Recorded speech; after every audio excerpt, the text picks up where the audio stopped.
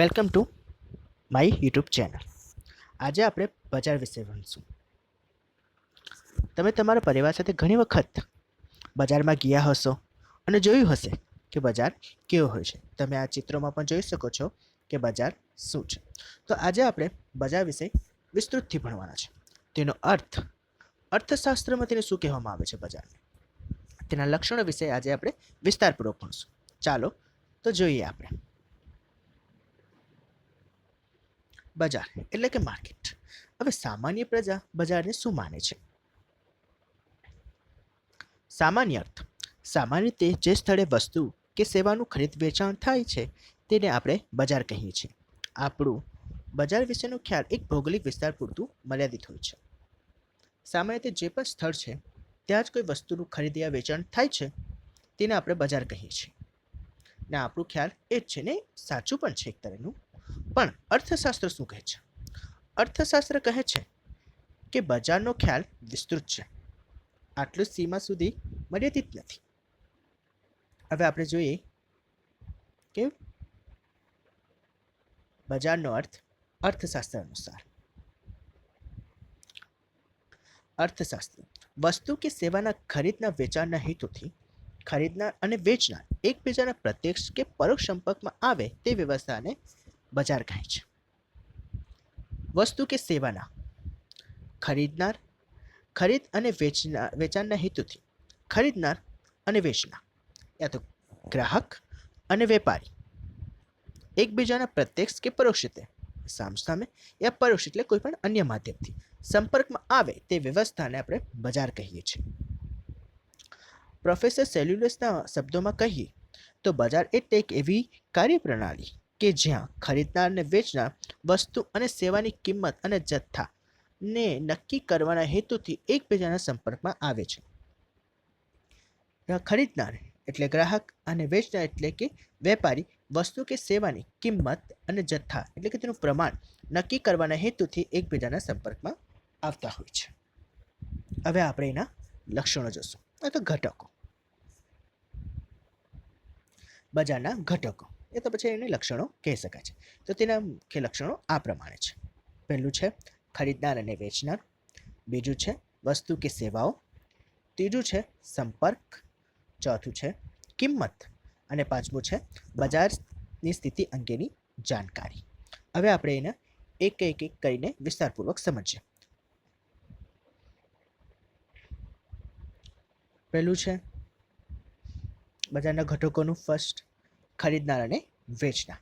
તો શું છે ખરીદનાર અને વેચનાર? તો બજારમાં ચીજ વસ્તુ કે સેવાના ખરીદનાર વેચનારની હાજરી હોવી જરૂર છે. ખરીદનાર એટલે ગ્રાહક અને વેચનાર એટલે કે વેપારી બજારમાં ઉપસ્થિત હોવું જોઈએ, તો તેને બજાર કહેવામાં આવે છે. જ્યાં ખરીદનારનો હેતુ ચીજ વસ્તુ કે સેવાનામાંથી મહત્તમ સંતોષ મેળવવાનો હોય છે, તે જ રીતે વેચનારનો હેતુ મહત્તમ નફો કરવાનો હોય છે. ગ્રાહક જે વસ્તુ ખરીદે છે તેમાંથી એને સંતોષ મેળવવાનો ઈચ્છા ધરાવતો હોય છે, અને વેચનાર કે વેપારી તે જે કઈ વસ્તુ વેચે છે તેમાંથી નફો કમાવાનો એનો હેતુ રહેલો હોય છે. જ્યાં એક ખરીદનાર અને વેચનાર એટલે ગ્રાહક અને વેપારી હોવું જરૂરી છે. એનું બીજું ઘટક છે વસ્તુ કે સેવાઓ. બજારમાં ખરીદનાર અને વેચનાર કરવા માટે ચીજ વસ્તુઓ કે સેવાઓ હોવી જરૂર છે. એટલે કે ગ્રાહક અને વેપારી એટલે ખરીદનાર અને વેચનાર એ બંને હોવા જેટલું જરૂરી છે એટલું જ જરૂરી ખરીદવા માટે કે વેચાણ કરવા માટે ચીજ વસ્તુ કે સેવા હોવી જરૂરી છે. માત્ર ગ્રાહક ને માત્ર વેપારી હોય તો તેને બજાર નથી કહી શકતા. ગ્રાહકને ખરીદવા માટે અને વેપારીને વેચવા માટે વસ્તુ કે સેવા હોવી જરૂરી છે. ખરીદનાર આવી ચીજ વસ્તુ કે સેવાના ઉપયોગમાંથી મહત્તમ સંતોષ મેળવવાનો ઈચ્છતો હોય છે. જે રીતે જ્યારે વેચનાર મહત્તમ નફો મેળવવાના હેતુથી આ ચીજ વસ્તુ કે સેવાનું વેચાણ કરવા ઈચ્છતો હોય છે. તે ખરીદનારને આકર્ષવાના હેતુથી ચીજ વસ્તુ કે સેવાના જુદા જુદા પ્રકારો કે સ્વરૂપે બહાર પાડે છે. હવે આપણે એનું ત્રીજું ઘટક જોશું. ત્રીજું ઘટક છે સંપર્ક. બજારમાં ખરીદનાર તેમજ વેચનાર પ્રત્યક્ષ કે પરોક્ષ સ્વરૂપે એકબીજાના સંપર્કમાં આવે છે.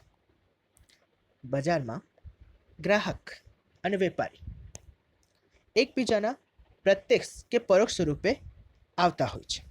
અગાઉના જમાના એટલે ઘણા વર્ષો પહેલાની વાત કરીએ તો ખરીદદાર અને વેચનાર રૂબરૂ એટલે કે માત્ર પ્રત્યક્ષ સ્વરૂપે જ એકબીજાના સંપર્કમાં આવતા હતા.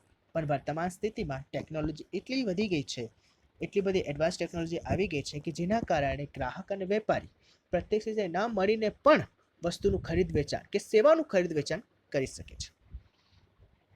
જેમ કે ટેલિશોપિંગ. ટેલિશોપિંગ એ પરોક્ષનું એક સ્વરૂપ છે. આ પદ્ધતિમાં ખરીદનારને ચીજ વસ્તુ કે સેવાના અંગેની માહિતી મેળવી તેની ચકાસણીને ટેલિફોન દ્વારા ઓર્ડર કરે છે.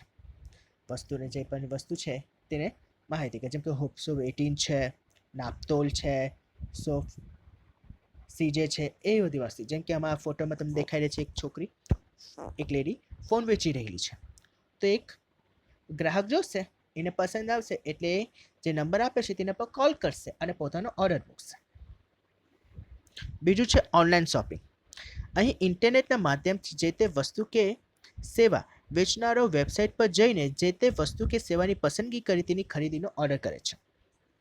પહેલામાં ફોન દ્વારા કરતા હતા, આમાં ઇન્ટરનેટની માધ્યમથી. જેમ કે ફ્લિપકાર્ટ, એમેઝોન છે, એ બધા શું છે કે ભાઈ એના પ્રકાર છે કે આપણે કહી શકીએ કે ફ્લિપકાર્ટમાં આપણે કોઈ પણ વસ્તુનો ફોટો જોઈએ છે, તેના વિશેની નીચે માહિતી આપેલી હોય છે, તે વાંચીએ છીએ અને આપણે પસંદ આવે તો ખરીદનાર એટલે કે ગ્રાહક તે ઓર્ડર મૂકે છે. પોતાની બધી માહિતી જેટલી પણ માહિતી અંદર જોતી હોય છે તે ભરીને ઓર્ડર આપે છે. આ છે સંપર્કમાં એટલે કે પરોક્ષ રીતે પ્રત્યક્ષ રીતે ગ્રાહક કે વેચનાર બંને એકબીજાના સંપર્કમાં આવતા હોય છે. હવે એનું ચોથું સ્વરૂપ છે કિંમત. બજારમાં ચીજ વસ્તુ કે સેવાની કિંમત જે તે વસ્તુ કે સેવાની માંગ અને પુરવઠાના આધારે નક્કી થાય છે.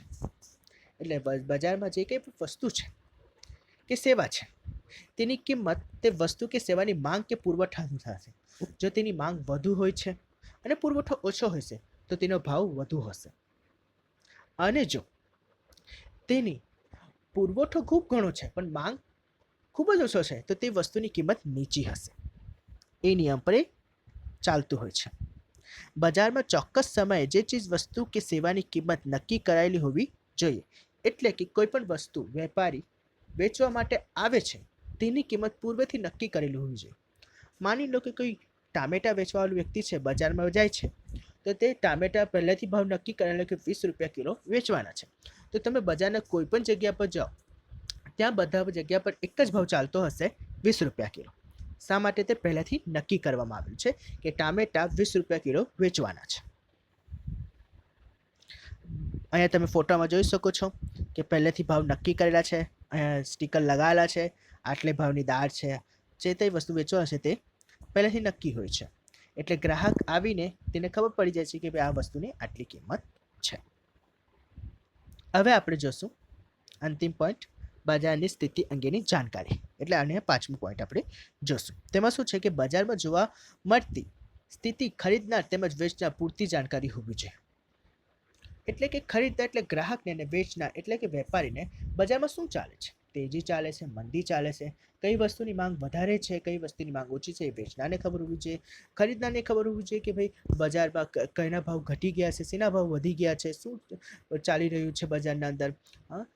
એ બધી માહિતી ગ્રાહક અને વેપારીને ખબર હોવી જરૂરી છે.